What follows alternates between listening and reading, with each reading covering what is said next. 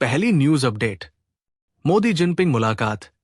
Tariff विवाद के बीच 10 महीने बाद पहली वार्ता। मोदी जिनपिंग की मुलाकात, आर्थिक संबंधों व सीमा मुद्दों पर चर्चा। प्रधानमंत्री नरेंद्र मोदी ने 7 साल बाद चीन यात्रा के दौरान रविवार को राष्ट्रपति शी जिनपिंग से मुलाकात की। करीब 50 मिनट चली इस वार्ता में दोनों नेताओं ने भारत चीन आर्थिक संबंधों की समीक्षा की और पूर्वी लद्दाख सीमा विवाद के बाद तनावपूर्ण रिश्तों को सामान्य बनाने पर विचार विमर्श किया। ये बैठक ऐसे समय हुई जब अमेरिका की टैरिफ नीतियों से वैश्विक व्यापारिक असंतुलन गहराया है। दूसरी न्यूज अपडेट। अदालत के फैसले के बाद ट्रंप टैरिफ पर असर, भारत को हो सकता है फायदा।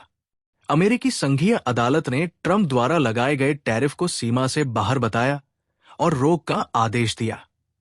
कोर्ट ने कहा कि ट्रंप ने अपनी शक्तियों का गलत इस्तेमाल किया। हालांकि आदेश तुरंत लागू नहीं होगा और प्रशासन को अक्टूबर तक सुप्रीम कोर्ट में अपील का समय दिया गया है। तीसरी news update. PM Modi, tariff war के बीच एक ही मंत्र, वोकल फॉर लोकल, एक ही रास्ता, आत्मनिर्भर भारत।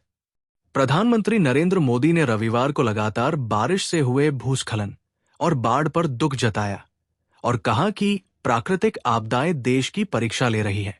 अपने मासिक कार्यक्रम मन की बात में उन्होंने अमेरिका के टैरिफ के संदर्भ में वोकल फॉर लोकल और आत्मनिर्भर भारत की अपील दोहराई।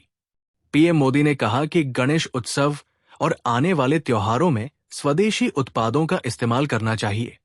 उपहार, पहनावा, सजावट और रोशनी सभी स्वदेशी हो। उन्होंने कहा, गर्व से कहो, ये स्वदेशी है। उनका संदेश, एक ही मंत्र, वोकल फॉर लोकल, एक ही रास्ता, आत्मनिर्भर भारत, एक ही लक्ष्य, विकसित भारत। चौथी न्यूज अपडेट। प्रिया मराठे, पवित्र रिश्ता फेम एक्ट्रेस का 38 साल की उम्र में निधन हो गया। वो कैंसर का इलाज कर रही थी। प्रिया मराठे पासेस अवे। मराठी मनोरंजन जगत की लोकप्रिय अभिनेत्री प्रिया मराठे का 38 साल की उम्र में निधन हो गया है। जानकारी के अनुसार एक्ट्रेस कैंसर से पीड़ित थी। पांचवी न्यूज अपडेट। बाबा वेंगा की भविष्यवाणियां भारत में भी असर दिखा रही है। जाने क्या होने वाला है। बुल्गारिया की नेत्रहीन भविष्यवक्ता बाबा वेंगा का जन्म 1911 में हुआ था और 1996 में उनका निधन हो गया।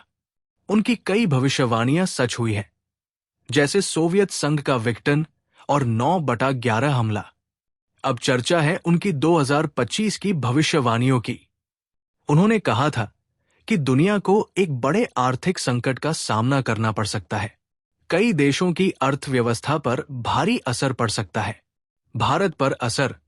वेंगा ने प्राकृतिक आपदाओं की चेतावनी दी थी और इस वक्त भारत में भी इसका असर दिख रहा है। कश्मीर से लेकर केरल तक कई राज्यों में भारी बारिश, बाढ़ और बादल फटने की घटनाएं सामने आ रही हैं। दर्जनों लोगों की जान जा चुकी है और हजारों प्रभावित हैं। उनकी भविष्यवाणी थी कि साल 2025 में दुनिया को और भारी प्राकृतिक आपदाओं का सामना करना पड़ सकता है।